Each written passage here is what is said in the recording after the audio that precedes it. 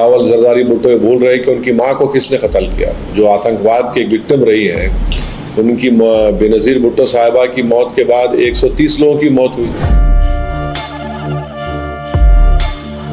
भाई जब 26/11 और पठानकोट के बाद मिलकर ही किए थे तो क्या हासिल हुआ? आपने तो रिवॉर्ड कर दिया, बचा लिया उन तमाम दहशतगर्दों को।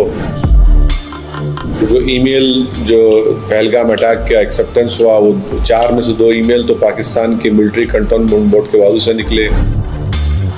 पाकिस्तान हमेशा हर टेरर अटैक इंडिया में कराता है, उसके बाद इनकार करता है, फिर बाद में जब प्रूफ निकलता है तो बोलता है हाँ ठीक है आइए बताइए, मिलके काम करेंगे।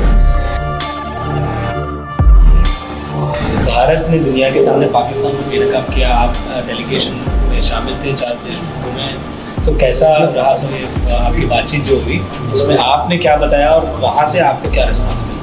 नहीं, हमारे डेलीगेशन को हेड कर रहे थे जनाब जय पांडा, और हम तमाम ने मिलकर कोशिश की, भारत के मौक़िफ़ को सामने रखा वहाँ पर। भारत की जो सिक्योरिटी कंसर्न्स है पाकिस्तान के टेररिज्म के ताल्लुक़ से, और पहलगाम का वाक़या पाकिस्तान से आए हुए दहशतगर्दों ने किया। हमने उनको बताया कि वो जो TRF ऑर्गेनाइजेशन है, जो LET का नया नाम है, भारत ने यूनाइटेड नेशन सैंक्शन कमेटी 1262 के सामने दिसंबर 24 में, दिसंबर 23 में, मई 24 और जून में हमने बताया था। और फिर जो ईमेल जो पहलगाम अटैक का एक्सेप्टेंस हुआ, वो 4 में से 2 ईमेल तो पाकिस्तान के मिलिट्री कंटोनमेंट बोर्ड के बाजू से निकले। और जब वहाँ के बाज़ कंट्रीज़ के लीडर्स ने हमसे पूछा कि आप लोग बातचीत क्यों नहीं करते पाकिस्तान से, तो हमने उनको हवाला दिया। 26/11 के बाद भी हमने बातचीत की, उसका कोई हासिल नहीं हुआ। पठानकोट हुआ तो वहाँ की ISI की एजेंसी को नरेंद्र मोदी की सरकार ने गलत फैसला लेकर बुलाया, कोई हासिल नहीं हुआ। पाकिस्तान हमेशा हर टेरर अटैक इंडिया में कराता है, उसके बाद इनकार करता है, फिर बाद में जब प्रूफ निकलता है तो बोलता है हाँ ठीक है आइए बताइए, मिलके काम करेंगे।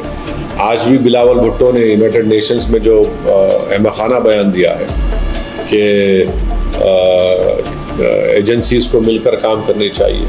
नहीं भाई जब 26/11 और पठानकोट के बाद मिलकर ही किए थे तो क्या हासिल हुआ? आपने तो रिवॉर्ड कर दिया, बचा लिया उन तमाम दहशतगर्दों को।